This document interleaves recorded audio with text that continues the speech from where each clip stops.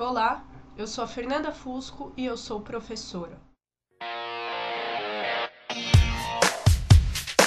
Let's go.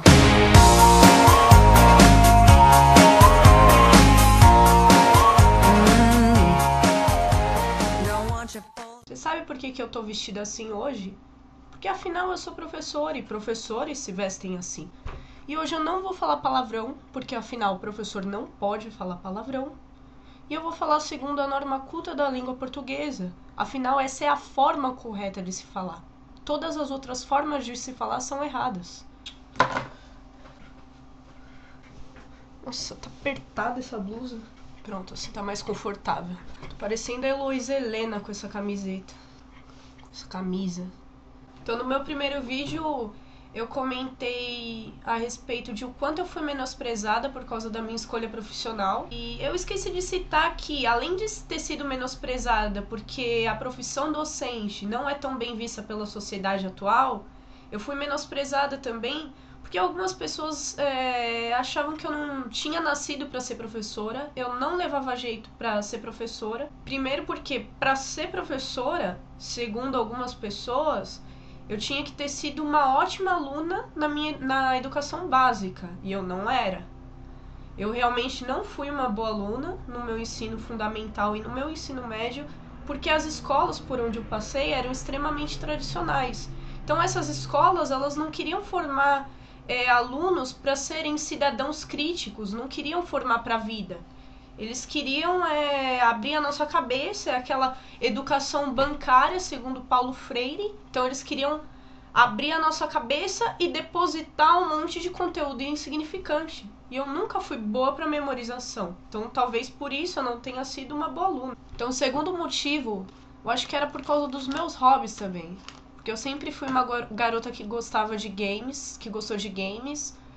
Eu gostava de heavy metal, sempre gostei de heavy metal, de rock no geral. O que é esperado pela sociedade de um professor? O que um professor tem que gostar? O professor tem que gostar de ouvir MPB, de frequentar museus, e um professor tem que gostar de ler com frequência revistas semanais, tipo Época e Veja, para se manter informado. Tipo, piada, né?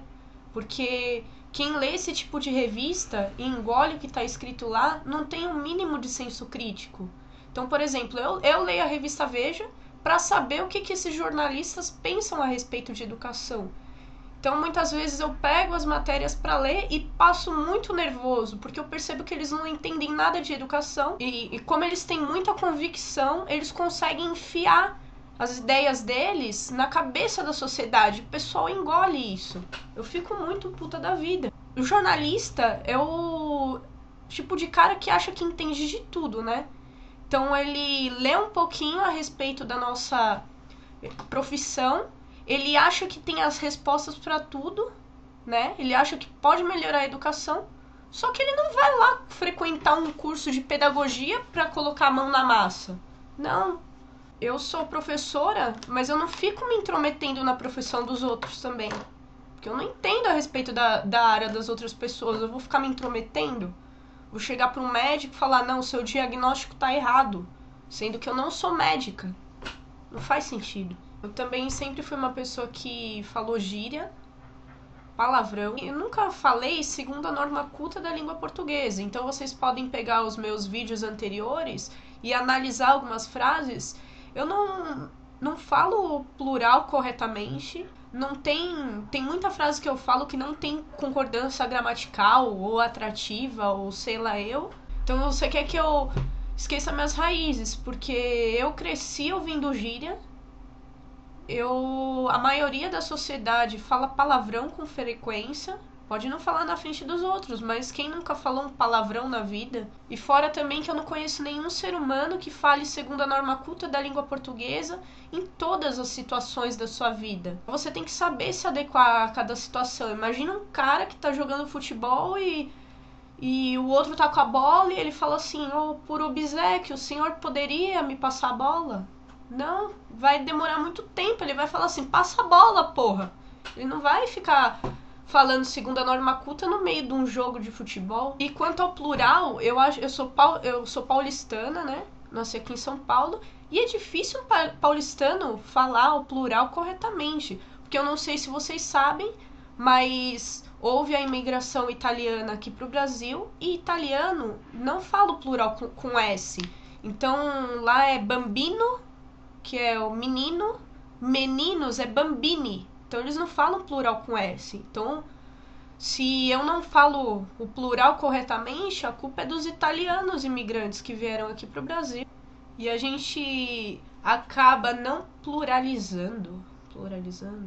A gente acaba não pluralizando tudo porque falar no singular às vezes é mais rápido, é mais fácil. E para completar, não existe uma forma correta de se falar. Existe sim a norma culta da língua portuguesa. Só que essa não é a forma correta de se falar. Tem um monte de coisa que tem que ser considerada. Então, a situação, a região onde você se encontra, enfim, não tem dessa. Norma culta é a mais correta. Eu falo palavrão, eu falo gíria, mas quando eu tô numa sala de aula, eu não vou ficar falando desse jeito.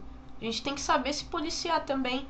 Não é em todo lugar que a gente pode falar gíria e palavrão. Imagina você fazer uma entrevista e você começa a falar um monte de palavrão e falar mano e falar um monte de gíria na frente do entrevistador. Você não passa certeza, a não ser que seja pra ser olheiro, sei lá.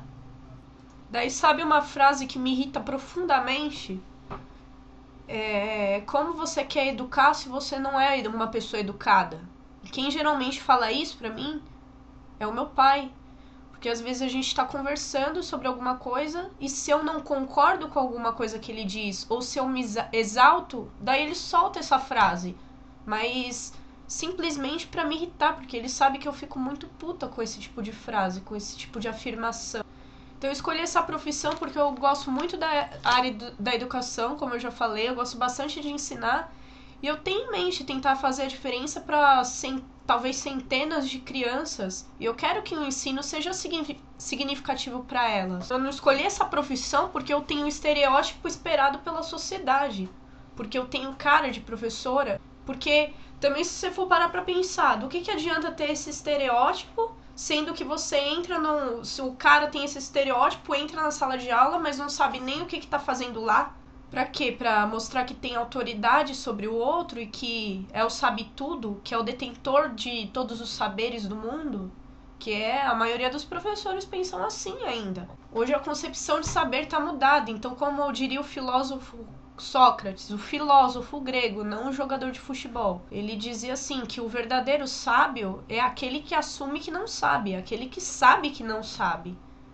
E você acha que tem muito professor que assume que não sabe? Hoje em dia? Não.